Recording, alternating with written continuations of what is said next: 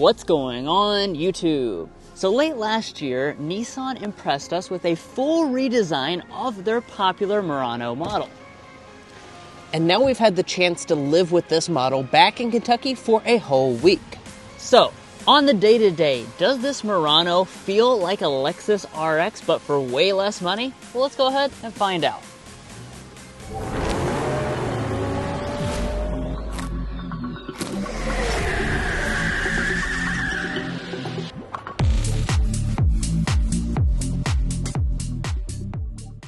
Now, like always, the first thing we're going to do here is start out with our spec dump and what is under the hood. The new Murano comes with a new powertrain. It is a 2-liter variable compression turbo 4-cylinder engine, making 241 horsepower.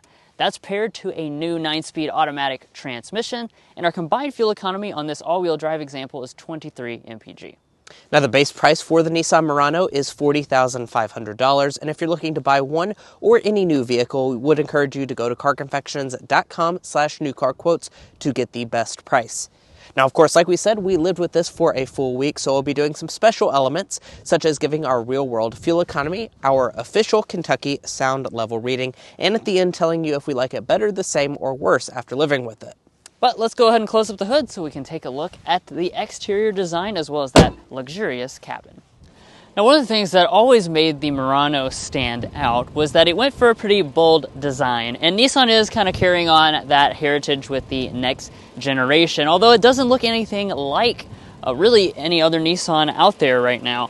So as you can see, this is a totally different interpretation of the V-Motion grille. It's much narrower right here in the front. Gloss black finish, new Nissan logo. And then you've got this black piece up here at the top that actually has Murano branding in it, and that's what connects between our headlights.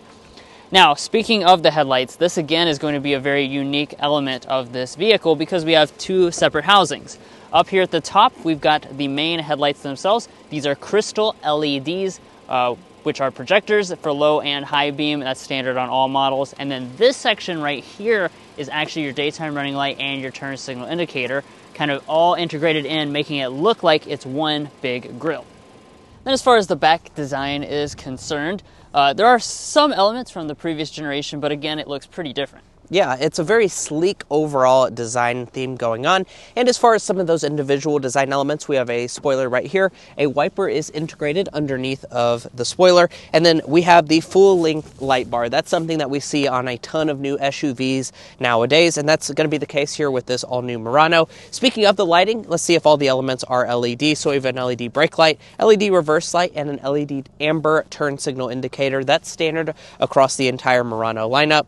Big Murano branding through the center, and then as we head down to the lower fascia, no exposed exhaust outlets, and we do have a 1,500-pound tow rating, which is quite a bit less than some of the rivals.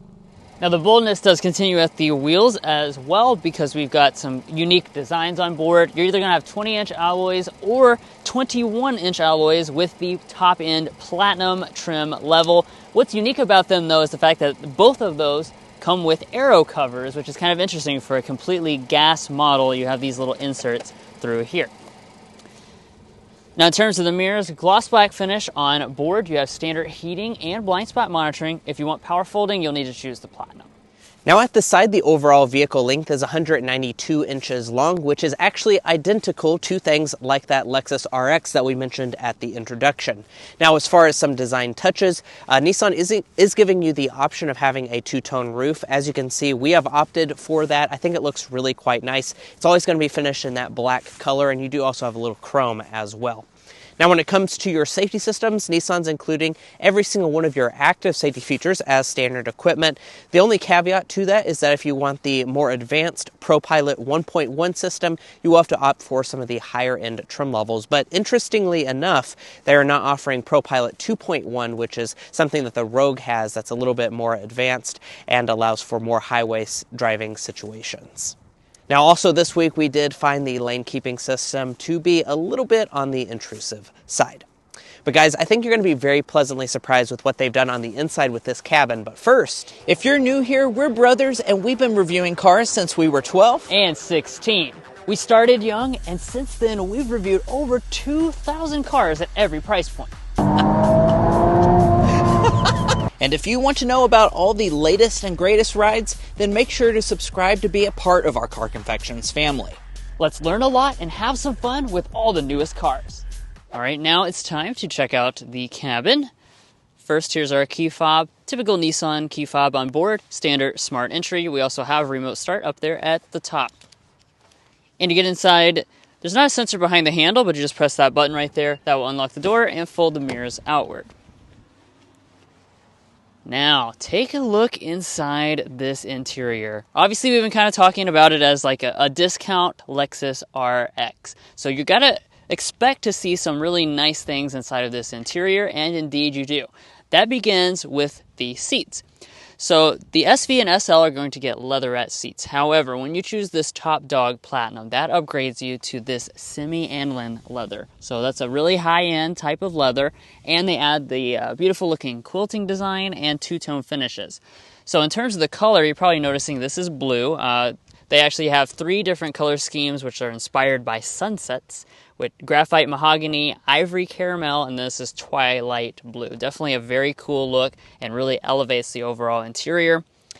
Down below, you'll notice that we have 12 ways of power adjustment, including 4-way lumbar support, and we also have this little button right here. That's because the Platinum model additionally adds in power massage abilities, which is quite rare for this segment of vehicle.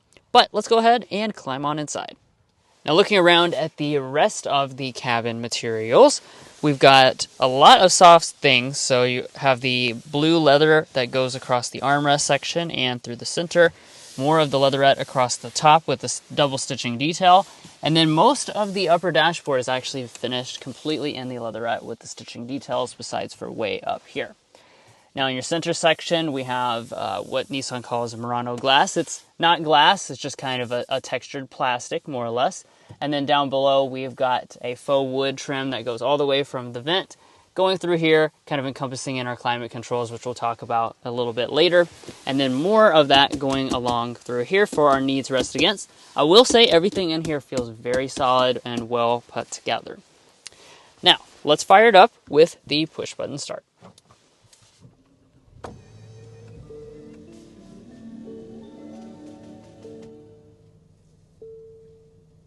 Now moving into some individual details, we'll start off as always with the gauge cluster.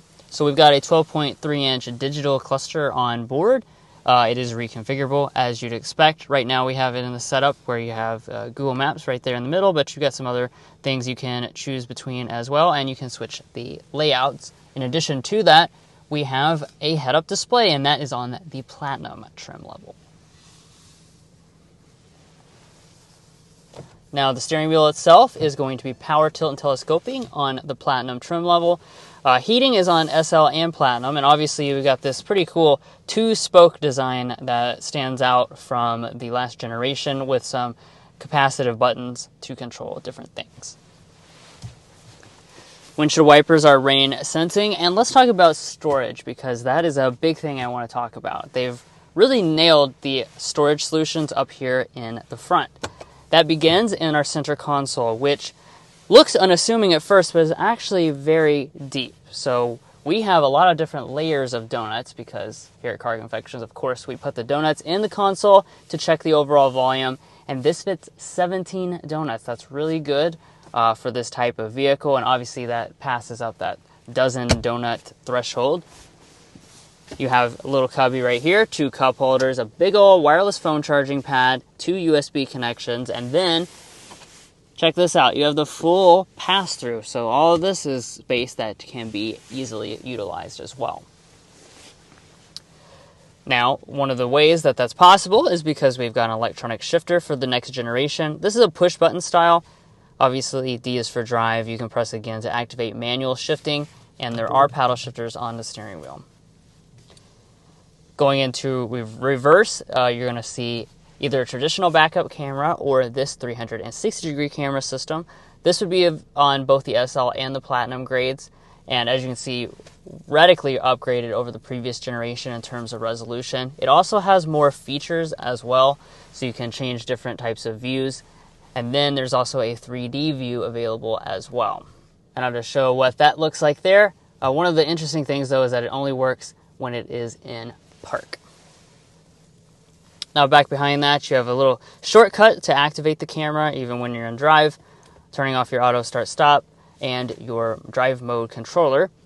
And then above that, we come to those climate controls I was mentioning earlier. So obviously when the vehicle's off, you can't really see them at all. When you turn it on, they kind of just fade in, and you've got your main controls physically rendered. So you can adjust the temperature up and down with these capacitive buttons here and control your fan speed. Some additional functions though, if you want to get into more details, those are going to be actually up here in the display itself, but mostly you don't have to use it. One thing to note though is that your heated and ventilated seat controls, those are going to be inside of the display only. They do work automatically, but if for some reason you want to take manual control of that, you have to do that inside of the display. Now thankfully, even though these can be a little bit fiddly being touch capacitive, we don't have that worry with our audio system because we got a big old physical volume knob right through there. So the SL and Platinum trims come with a 10 speaker Bose sound system, and let's go ahead and give that a sample right now.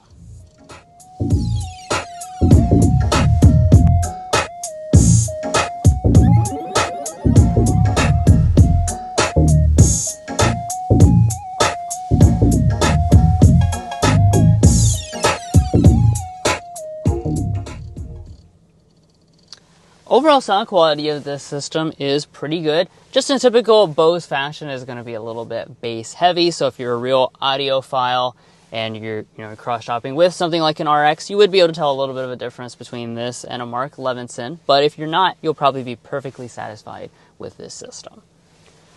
Okay, and let's get into this main infotainment screen. So the screen size is the same as the digital cluster. It's 12.3 inches. And of course, this is completely upgraded with the latest Nissan technology on board. So long as you choose anything but the base trim level, that's going to get you Google Apps built into the system itself, meaning that you can do things like pull up Google Maps right here natively in the system itself. You also have Google Assistant and access to the Play Store, which are all nice benefits. Regardless, though, across all three trims, you have wireless Android Auto and Apple CarPlay, and the overall performance of this system is just way better than it previously was in other Nissan products. Up top here, we've got an auto-dimming mirror on SL and Platinum. Only Platinum gets you the home link remotes, though. And then at the very top, you'll see that we've got the nice panoramic sunroof. Once that shade slides back, you'll see it's a pretty large piece of glass, and the front panel does still open up. All right, so let's talk about the rear seat area in the Nissan Murano. Now, first off, I want to go ahead and talk about space because I think you'll be pretty pleasantly surprised. We're sitting at about 36 inches of legroom and about 38 inches of headroom. Now, for those of you that already maybe own a Nissan Murano, you will maybe notice that those figures are a little bit less for this new generation. In both leg and headroom. Something worth noting is just you have that kind of more sleek roofline design, so of course that does make you pay a little bit of a penalty, but it's even going to be a little bit smaller than things like a Nissan Rogue. Now, as far as how much knee room we have, we brought the official Car Confections ruler along so we can see how much knee room we're going to have behind Drew's 5'8" driving position. I am 5'9" for reference. It's certainly not going to be a problematic amount, about 9.5 inches of knee space. Also, my feet can easily slide up underneath of the seat. Now, speaking of the seat itself, it does not recline. So that is something worth noting. And then let's go ahead and take a look at our center armrest. It is really hard to get out because they did not put a little strap there. But once you do get it folded down, you have a little storage cubby as well as two cup holders. Of course, you can fit the Stanley water bottle in those cup holders. And it's also a quite comfortable armrest. Now, as far as other features, we have vents here in the center section, USB ports. If you choose the Platinum grade, that's where you're going to get heated back seats as well. These seats are very comfortable here in the rear. Now, as far as the door trim is concerned, we do have a sunshade up at the top, so that's certainly very nice. Leatherette through pretty much most of the door trim. It's a very nice door trim material-wise. And then down in the very bottom, we have quite a lot of door storage. It's actually big enough to fit the Stanley water bottle in that door trim. Now walking up to the tailgate, a power tailgate is standard equipment on the Murano. If you want the hands-free kickability, that will be included on just this Platinum trim level. Now, as far as the space figures are concerned, let's go ahead and talk about that. 33 cubic feet of space behind the second row of seats. If we fold those seats down, we are looking at about 63 cubic feet of cargo capacity. Now, if you're curious as to how that compares to other mid-size two-row SUVs that you could be cross-shopping this Nissan Murano with, we'd encourage you to go to carconfections.com/vehicle rankings. Now, the reason you do that is because we have compiled every mid-size two-row crossover on the market, and we put them on a chart so you can sort based on the categories that matter most to you. So things like reliability are things you can sort. You can see the best technology in this segment. You can see the best luxury, for instance, as well. So it is a large segment, and we hope to make that a little bit easier for you to see which vehicles might be the best choice for you by going to carconfections.com/vehicle rankings. Now back to the cargo space. That is really not too great of a cargo figure. It's going to be less than the Nissan Rogue, for instance, and also just a little bit less than the Crown Signia, if you're looking at that as a cross shop. However, they do give you these really nice handles to fold the seats down. Maybe it just needs a little bit of a nudge there. I definitely like that they are including the handles in the cargo area to fold those seats down. They do fold at 60-40 split. All right, now that we've got those seats folded down, we do have a completely flat loading floor. Let's get our cargo length, width, and height figures in case you're looking to haul something specifically. We're looking at about 76 inches of cargo length behind Drew's 5'8" driving position. From behind the second row of seats, about 37 inches of cargo length. See cargo width, that's coming in at 44 inches wide. Cargo height, 27 inches tall. And let's go ahead and also do load-in height. Tape measure's getting a little crazy here. We are going to be sitting at right around the 32-inch mark. Now, I do want to point out, if you maybe own a previous Murano, you're not going to have the power return ability for the second row of seats. It's just going to be a manual setup. Now, underneath of the floor, what looks like a spare tire is actually just a subwoofer. You can option on to get a spare tire, but it's not included on any Nissan Murano as standard equipment.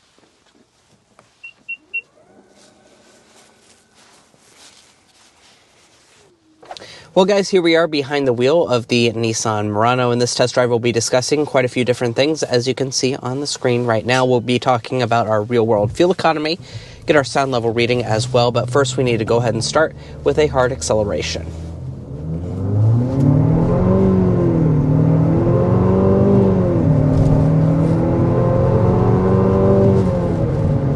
All right, that's 60 miles per hour.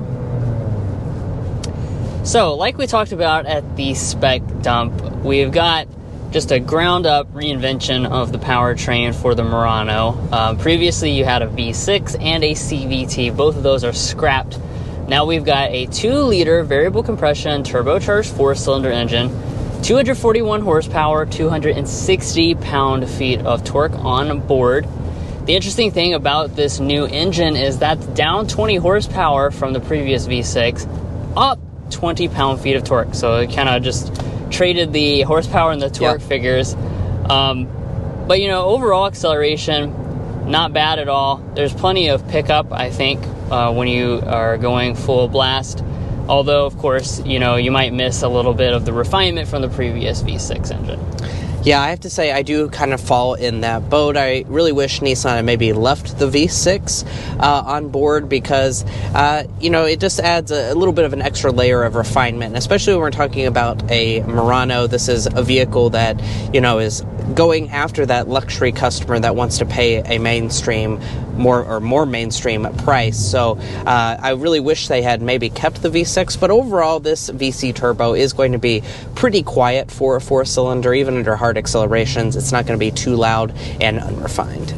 Now, if you've seen any of our content on the Infiniti QX50 and 55, they do kind of share the same powertrain in the sense of just the engine, but those are paired to a continuously variable transmission. This has the 9-speed automatic transmission, so that obviously is a big change for Nissan, as a business, they've previously been using a lot of CVTs, but their most recent products have been switching to the conventional automatic transmission. Now, we have to talk about this transmission, though, because it's not all positives. The main thing, of course, is the fact that you really eliminate a lot of the drone and things like that people really don't like with CVTs. That is gone, but this transmission could be better.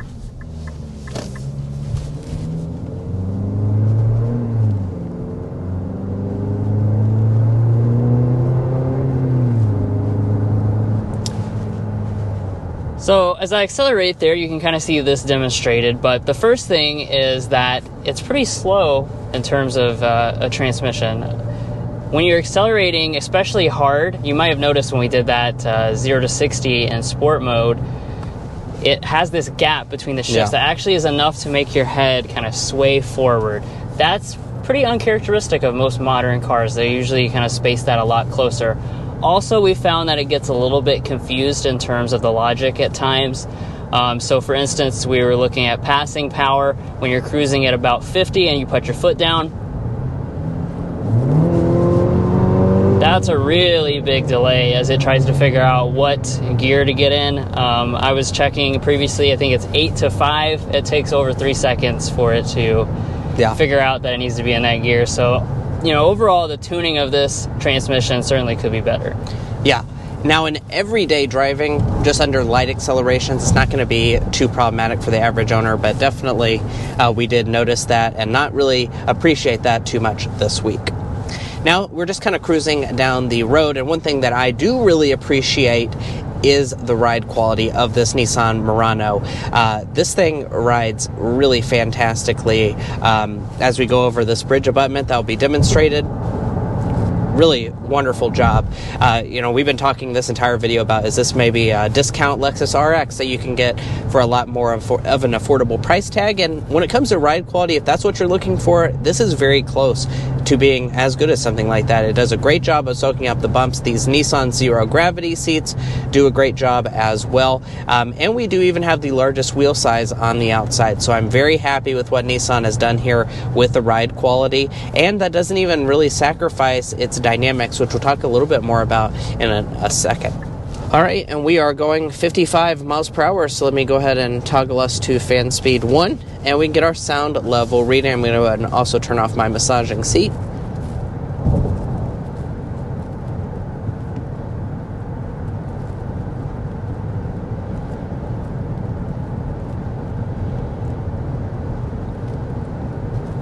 52.9 is our official Car Confections sound level reading. I know that's something that a lot of you guys have been waiting on.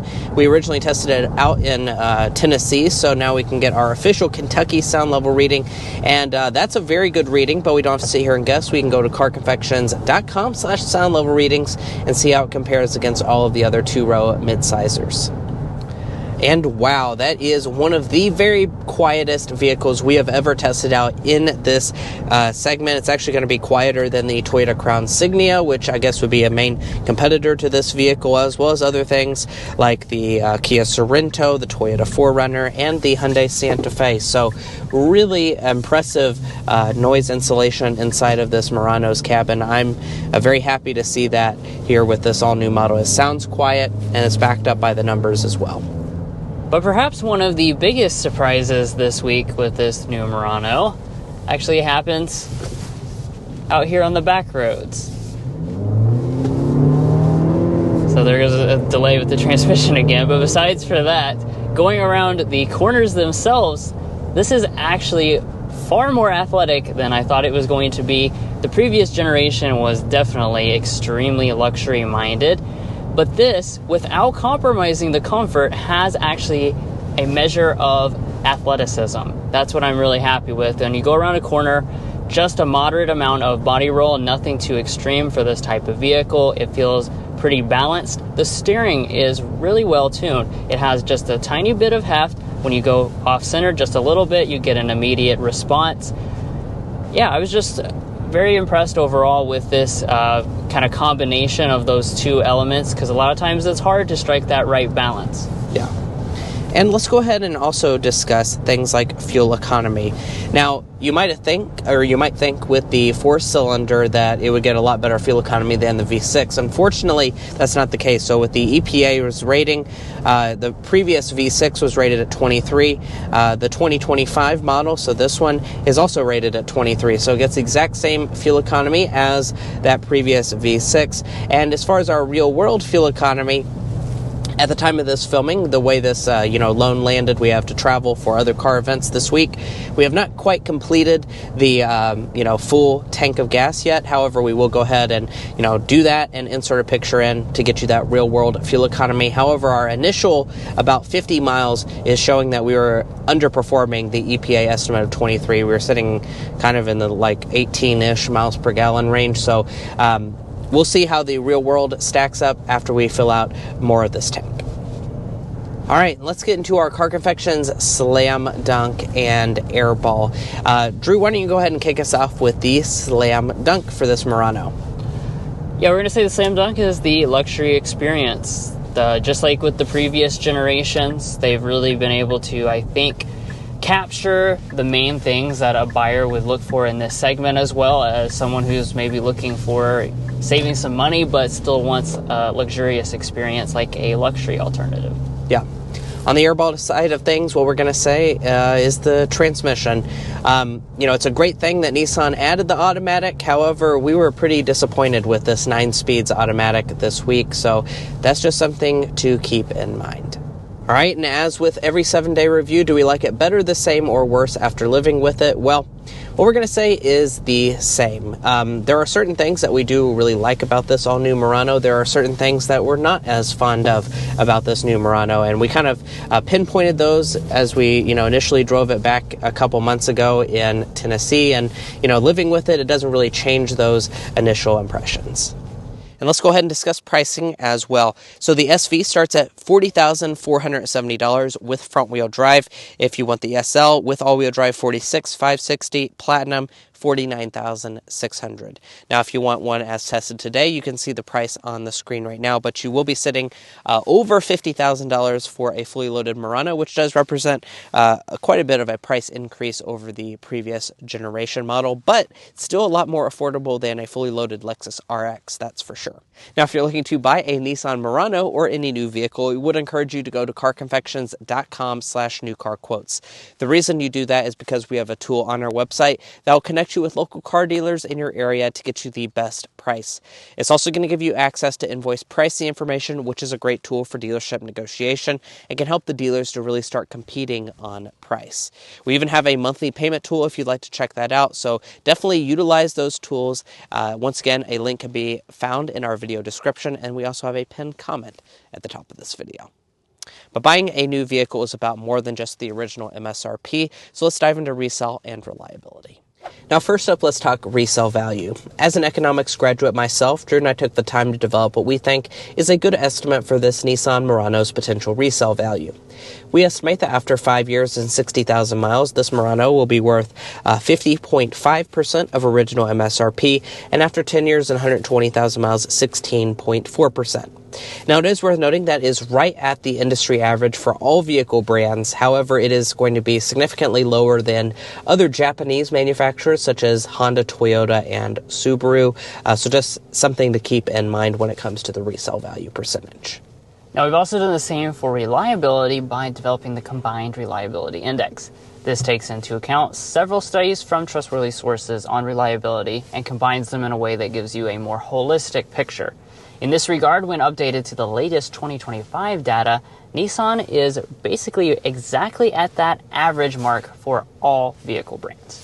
Now, if you'd like to learn about our reliability information, resale data, or our methodology, be sure to go to carconfections.com/resale and carconfections.com/reliability. Buying a new vehicle is a very big decision, so you want to make sure you're making a smart purchase, especially if you're cross-shopping between different vehicle brands. Now, when it comes to Nissan's warranty, you are going to have a pretty good one. It's just your standard affair, so it'll be a 3-year, 36,000-mile basic warranty, 5-year, 60,000-mile powertrain warranty, and new for 2025, Nissan is also including 2 years and 25,000 miles of complimentary maintenance.